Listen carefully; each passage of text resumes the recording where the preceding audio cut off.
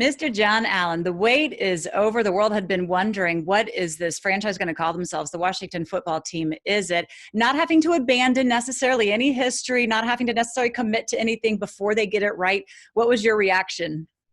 I was excited. I was definitely interested to see what they were going to do with camp being so close. I feel like this is a good temporary solution until we do come up with a more long-term name.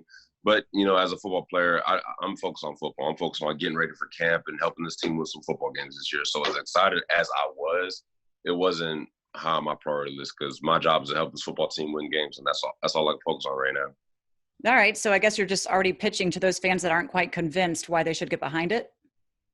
Um, I want to say that. I feel like as a supporter of the Redskins, and this is coming from a person who was a Redskins fan before I was actually a player, growing up in the area, as a true fan, your loyalties don't change regardless of what goes through. I mean, like I said, I was a Redskins fan through the Donovan McNabb era and all the stuff that happened, the RG3. So I feel like as true fans, you got to support the team through thick and thin. And as players, it's our job to give you something to support. So it goes both ways. All right. That's it. Of course, the big question being, what do you think of how the look is? I mean, you got to look good to play good, right? Yeah, I agree. I haven't gotten a great look at it, but the look I did get, I like it. I like the numbers on the side of the helmet. I think is definitely unique. I figured you would. Yeah. All right. So talking about that, you get behind it. You mentioned look, you guys are ready to come out here and play. You finally get to be with some of your teammates. You probably haven't seen the guys since December? What was it like being able to kind of get back together a little bit? It was great. I mean, like you said, I haven't seen probably 99% of the guys since the last game of the season. So it feels good to be able to be in the atmosphere, be around them again, and just have that camaraderie. Because I feel like that's the most whenever you talk to guys who aren't in the NFL anymore, that's what they miss the most: the locker room, the relationships you have with your teammates. So being able to get back to it, that's what I'm excited about. Do you think you lost any of that at all because y'all had to be so separated in COVID, or is that something that once you just get around, it kind of picks right back up? I feel like it's one of the things where once you get back around it, you'll get back into it. What I always tell people, at the end of the day, we're professional athletes, and this isn't an ideal situation for anybody, but at the end of the day, it's a level playing field across the NFL. So it's one of the things you just have to manage as a pro athlete and just have to conduct yourself accordingly.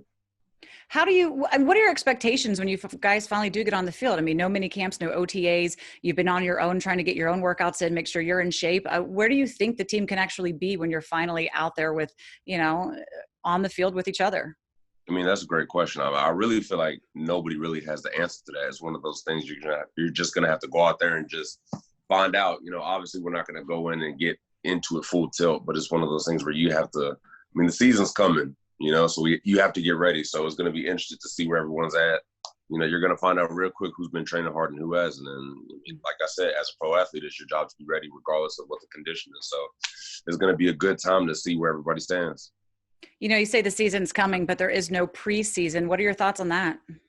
I'm kind of indifferent to it. I feel like for a lot of guys who are on the bubble, I feel like it's going to be really tough for them to make the team. But it sucks. There's no other way to put it.